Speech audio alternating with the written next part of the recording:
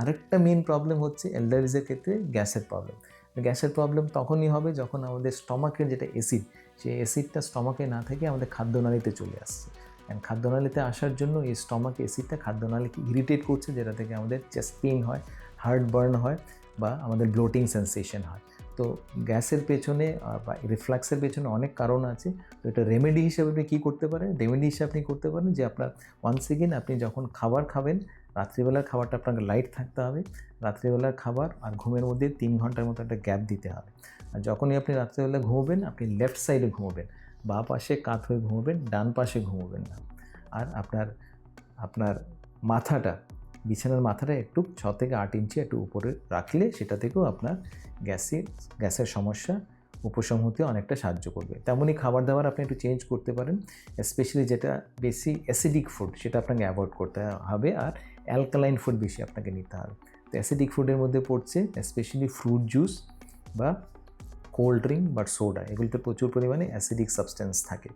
তেমনই যেগুলো citrus fruits যেমন লেবু, কমলা লেবু, পাইনঅ্যাপেল, আনারস বা গ্রেপস, এগুলো যে জুস, এগুলো আপনাকে অ্যাভয়েড করতে হবে যদি আপনার গ্যাসের সমস্যা এক্সেসিভ পরিমাণে থাকে।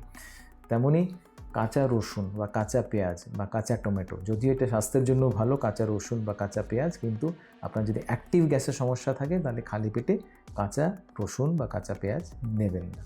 তেমনি আপনাকে অ্যালকালাইন কিছু কিছু ফল নিলে সেটা আপনার জন্য ভালো, আপনার গ্যাসের সমস্যা উপশমে সাহায্য করবে। যেমন কলা নিতে পারেন, বা আপনি ওয়াটারমেলন নিতে পারেন, আপনি পাপায়া নিতে পারেন, আপনি পেয়ার নিতে পারেন, বা আপনি অ্যাভোকাডো নিতে পারেন। এগুলো আপনার কনস্টিপেশনে আপনার গ্যাস প্রিভেনশনে সেটা আপনার সাহায্য করবে।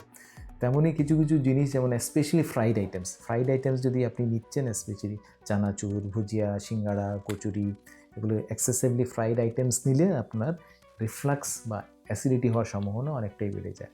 তেমনই আমাদের মধ্যে অনেকেই আছে যারা দুধ হজম করতে পারি না, কারণ দুধের মধ্যে আছে ল্যাকটোজ, যেটা কার্বোহাইড্রেট, অ্যান্ড ল্যাকটোজ কার্বোহাইড্রেট আমরা টলারেট করতে পারি না, তার জন্য আমাদের বদহজম হয়।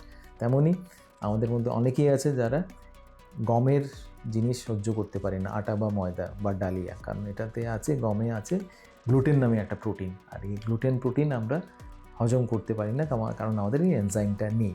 তো সেটা গমের জিনিস ব্যবহার করলেও আমাদের এই ইনডাইজেশন বা ডিসপেপসিয়া, ব্লোটিং সেন্সেশন ওগুলো হয়, যেটা থেকে আমাদের বিভিন্ন গ্যাসের সমস্যা হয়।